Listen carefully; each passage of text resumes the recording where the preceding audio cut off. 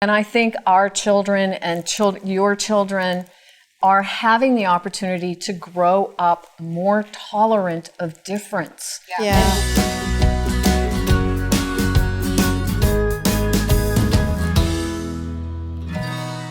So many gay and lesbian couples are having the conversation around having their own children or adopting kids. And it brings up the conversation around what these children are learning and what they have to teach us growing up in these households about life and about love. My reference point is I came out late in life, and my youngest was 9 months old when I came out. And my oldest was 3.5. And they're now 14 and 18. And there's not a damn thing wrong with my kids.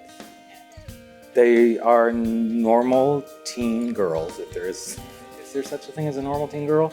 But, you know, I don't see there having been any ill effect. In fact, when I first started writing with Tango, I wrote an article about my daughter and I having a very interesting conversation. And she told me she was, quote, dating a girl, and I flipped.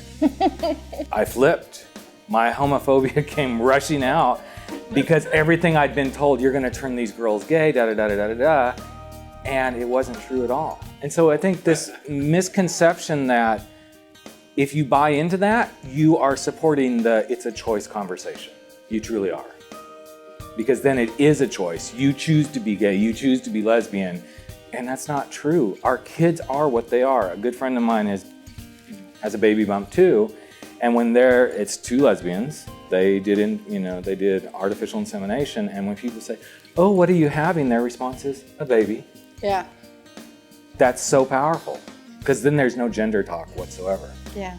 Yeah. So a recent study that came out found that children being raised in gay households are actually well-adjusted, happy kids. Mm-hmm. Yeah. That they're thriving well, they're happy and well-adjusted, which I think is wonderful.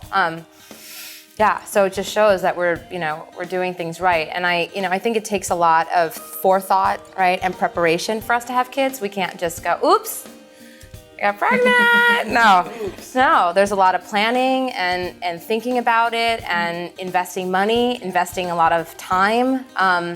So I think that there's, we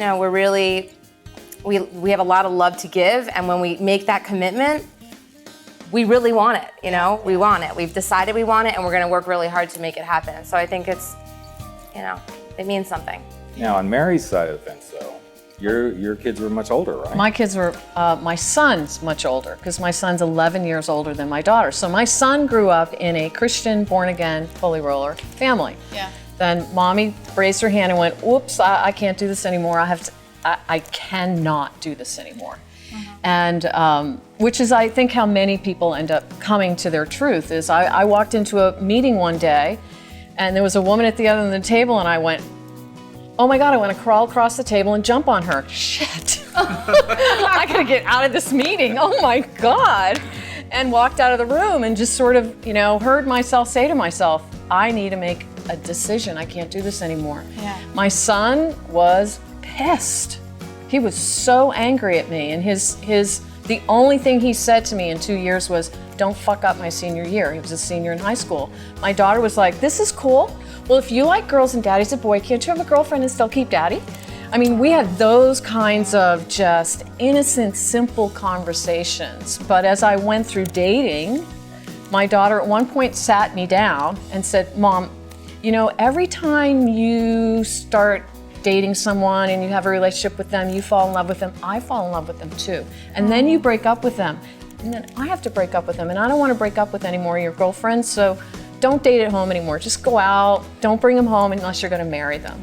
What a mature thing to Very say. mature, but this is an interesting bridge back to who we are as human beings. This is no different than the conversations a kid has who is with parents who are straight and going through a divorce. They say, don't keep dating people and bringing them into my goddamn life and then taking them away from me. Yeah. I'm human too, and I'm a kid, and this is important to me. Yeah. Right. Yeah. So it's the same conversation. It is. It's the same thing. And I think our children and your children are having the opportunity to grow up more tolerant of difference and less afraid of somebody who isn't just like them.